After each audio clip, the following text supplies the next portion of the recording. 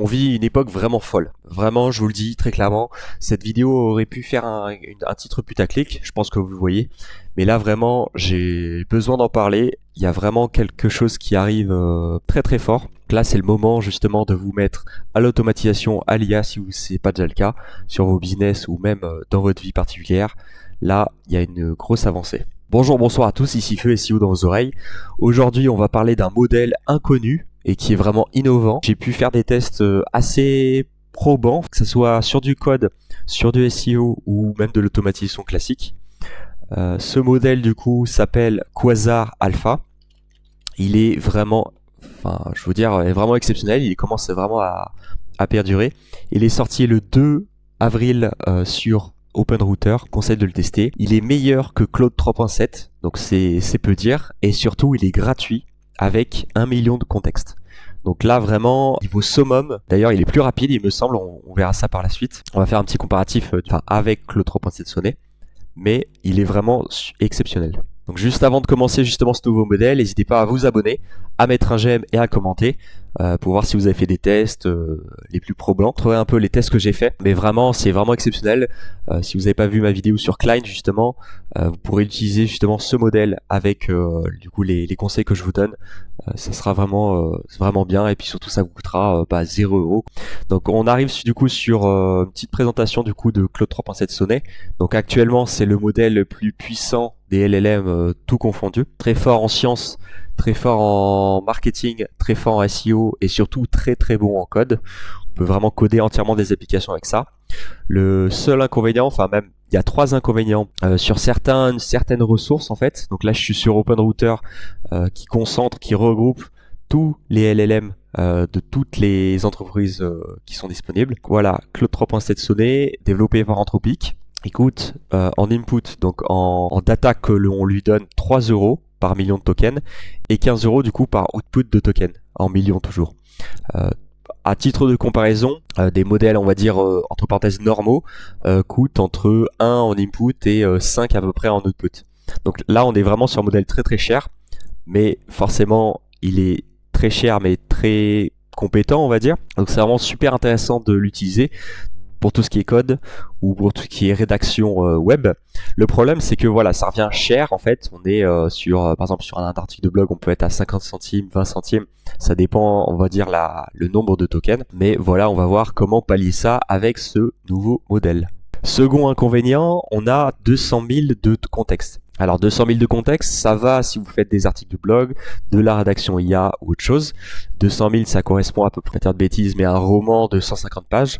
Mais par exemple, quand vous faites du code, le problème c'est que quand vous arrivez à ces 200 000 de contexte, donc c'est des tokens, donc à peu près 2 à 3 caractères, ça correspond à un token. Mais le problème c'est que si vous faites un énorme code, il va falloir refaire une nouvelle instance. Donc c'est vraiment pas pratique. Et puis après le réapprendre ce que vous lui avez appliqué. Je pense que vous avez vu peut-être sur Gemini Pro, ils sont arrivés à 1 million de contextes. On a vraiment fait un x4 voire x5 justement sur ce genre de contexte.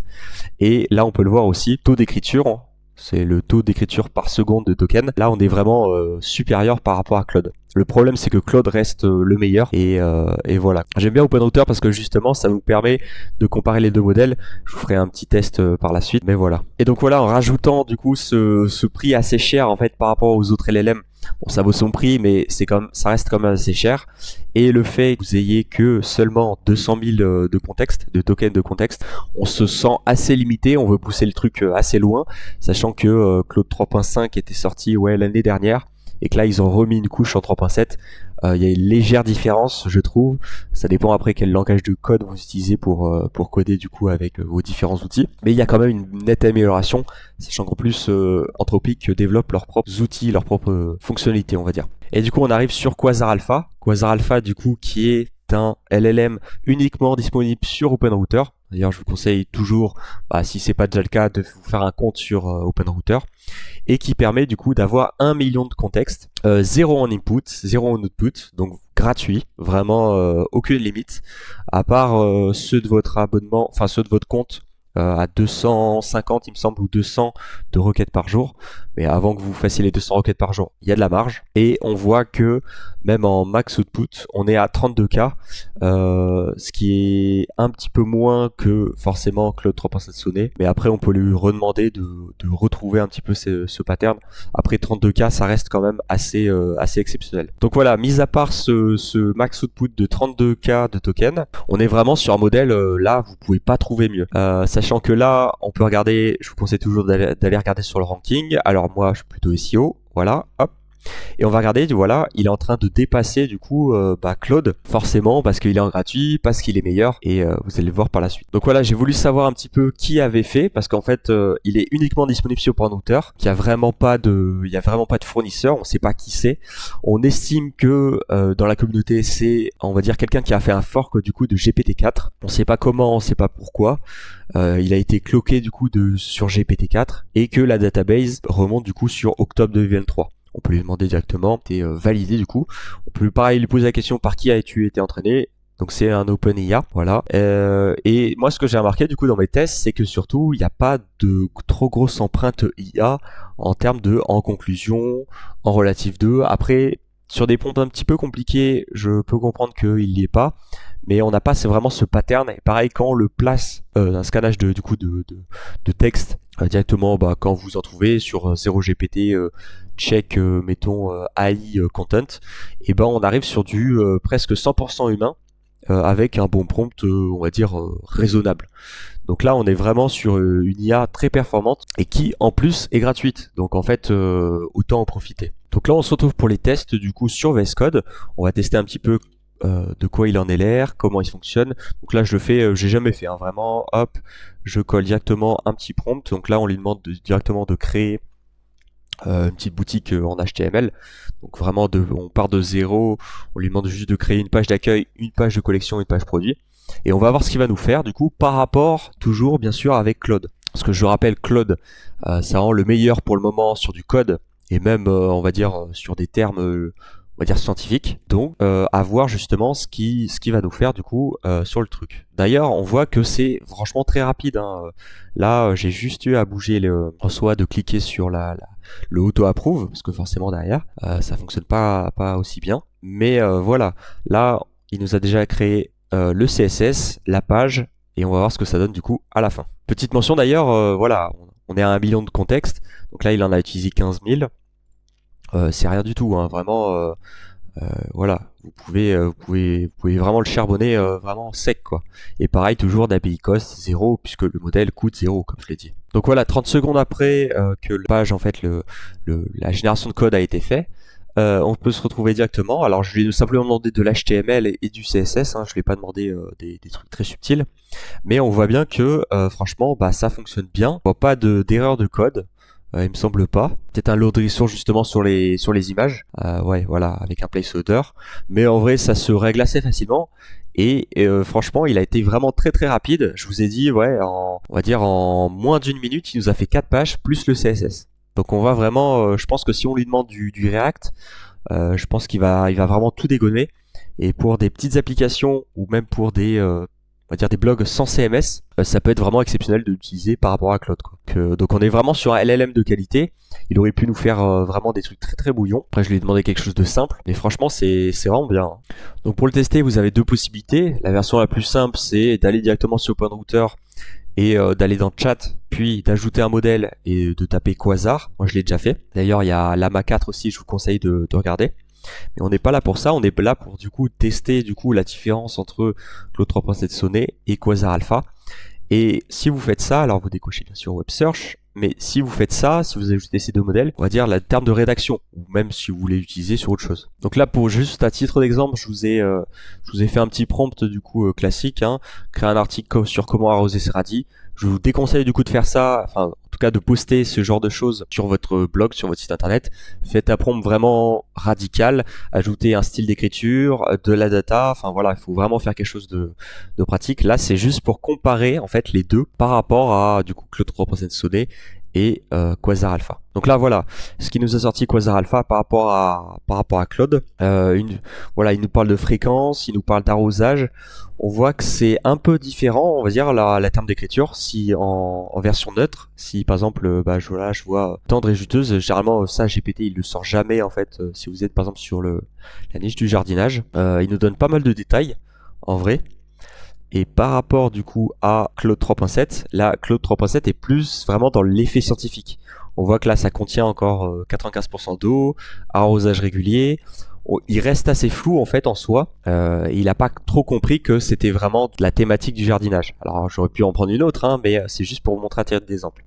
Par contre, Claude fait beaucoup plus de texte, même si bon, ça reste de la liste à puces classique. Il nous a rajouté par contre du printemps, été, automne. Donc voilà la différence un petit peu avec les deux.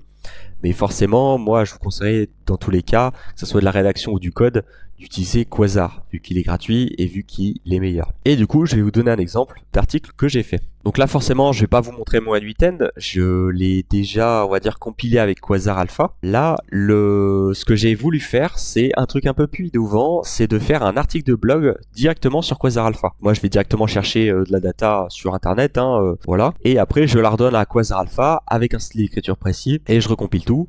Et là, petite subtilité du coup de Quasar Alpha, c'est que j'ai remarqué que quand vous lui dites d'écrire du coup de l'HTML pour un article de blog, en fait il vous donne carrément le CSS plus on va dire les balises d'HTML de header et de body directement.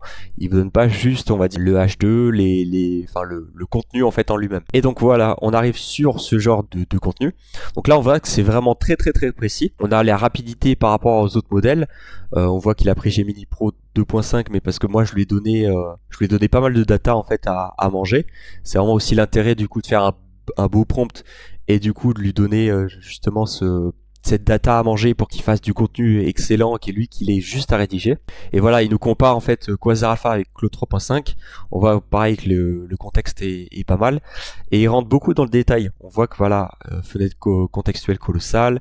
Il nous parle de vitesse cosmique. Bon, ça c'est par rapport à Quasar, du coup forcément avec les constellations et les nébuleuses.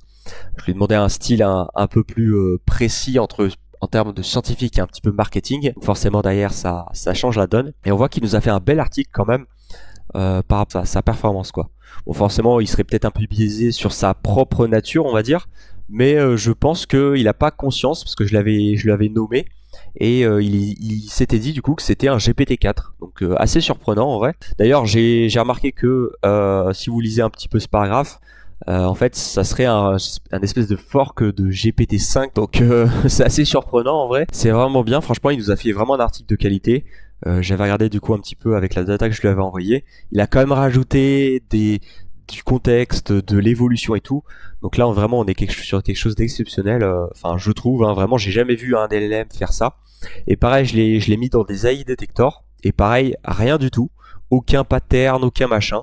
Donc là on voit avec Killbot, je connais pas forcément, voilà 0% d'IA, écrit 100% avec de l'humain. Et si on le passe un petit peu dans 0 GPT quand j'en parlais, lui il est un peu plus pointilleux.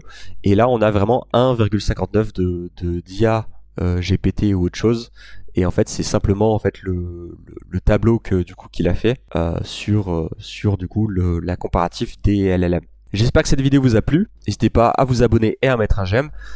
Pour ceux qui sont restés vers la fin, du coup, n'hésitez pas à rejoindre mon Discord. Ça peut être pas mal du coup d'échanger sur Quasar Alpha, de voir un petit peu des prompts et tout. Ça vous dit, du coup, je partagerai sûrement un workflow N8N pour que vous puissiez du coup l'utiliser pleinement sa puissance pour de la rédaction. Et d'ailleurs, je vous conseille du coup sur les développeurs un peu no-codeur, low-codeur, d'utiliser Quasar Alpha du coup sur VS Code. Vous pouvez retrouver d'ailleurs cet article, parce que forcément je vais le garder sur mon site internet feu-seo.com. Les liens sont dans la description et on verra du coup s'il rank ou pas justement sur cette thématique de mots-clés Quasar Alpha. Allez, salut!